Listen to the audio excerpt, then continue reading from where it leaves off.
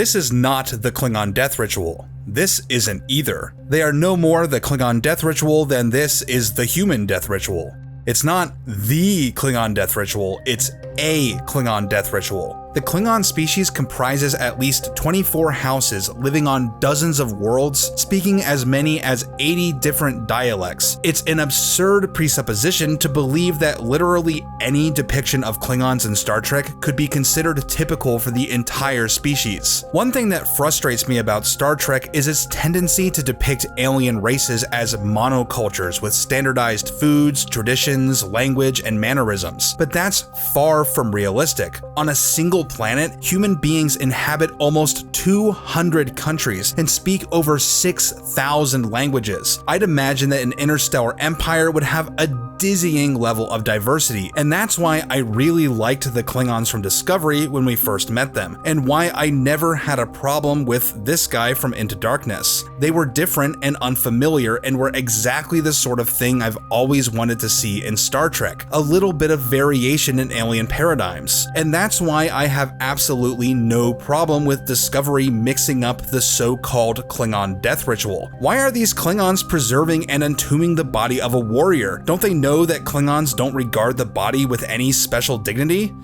No, these Klingons don't honor the bodies of the dead. The idea that Klingons consider a dead body as a mere empty shell is an assumption, not a fact. It's a sentiment expressed by literally 2 Klingons and 1 half Klingon, and it's contradicted at least as many times as it's asserted. For instance, Worf cites a Klingon ritual in present tense where Klingons guard the body of a deceased warrior to protect it from predators. Very different from this Klingon's assertion. And we're getting hung up on the treatment of the body, because it would seem that plenty of Klingons don't even open the eyes or yell. Kor witnesses the death of 2 honorable Klingon warriors, but performs no such ritual for them. Instead, he sings.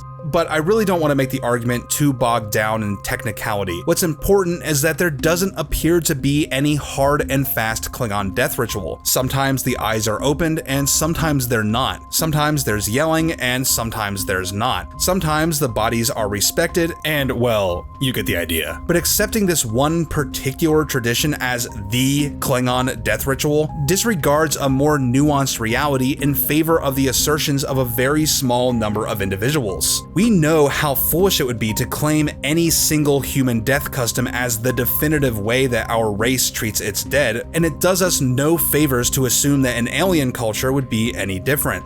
But what do you think? Are there explanations for why the Klingons might have a fairly homogenized attitude toward death? Or are there explanations that might reconcile a nuanced and diverse culture with the assertions that we see in the series? Let me know in the comments. And now I would like to take a little bit of time to recognize the finest crew I know who keep this vessel flying on Patreon. You are all an incredibly important part of this channel, and I want to publicly thank you for the amazing support that you've given over the months. To the rest of my viewers, Patreon is the best way to ensure that this channel lives long and prospers. These videos can take a long time to research, write, record, and edit, and if you think that's worth something, go ahead and check out my Patreon and consider supporting me. It means a lot. And if you haven't already, make sure to subscribe for more. I post new content every week. Thanks for watching, liking, and commenting, and I'll see you next time.